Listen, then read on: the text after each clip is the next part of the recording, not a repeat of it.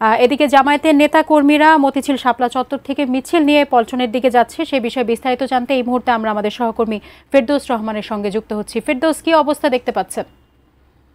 এখানে আন্দোলন তারা করছেন, 8টি দল মিলে আন্দোলন করছেন। তাদের দাবি হলো যে জুলাই সনদ বাস্তবায়ন করতে হবে এবং জুলাই সনদের আলোকে আগামী নির্বাচন দিতে হবে এবং সেই নির্বাচনটি হতে হবে আগামী নভেম্বরের মধ্যে।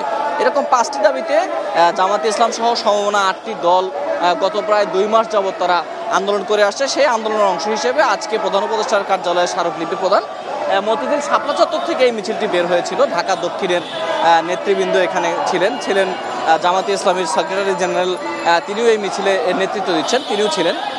তো বিষয়টা হলো যে তারা সমস্ত দলগুলো আজকে পল্টনে জমা হবেন। পল্টনে জমায়েত হওয়ার পর তারা পল্টন থেকে এই স্মারকলিপি নিয়ে তারা প্রধান উপদেষ্টার বাসভবন যমুনার দিকে যাবেন। তো এইটি যদিও যুগপৎ আন্দোলন একই ধরনের আন্দোলন, তারপরও এক এক দল আলাদা আলাদাভাবে বাস্তবায়ন করছে।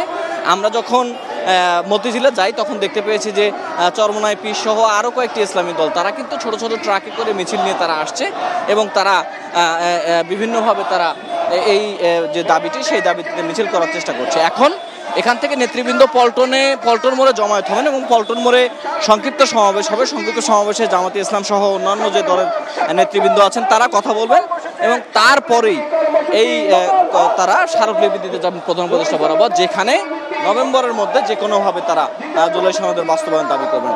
আমরা এই মিছিলের সঙ্গে আছি, মিছিলের কর্মসূচি চলবে।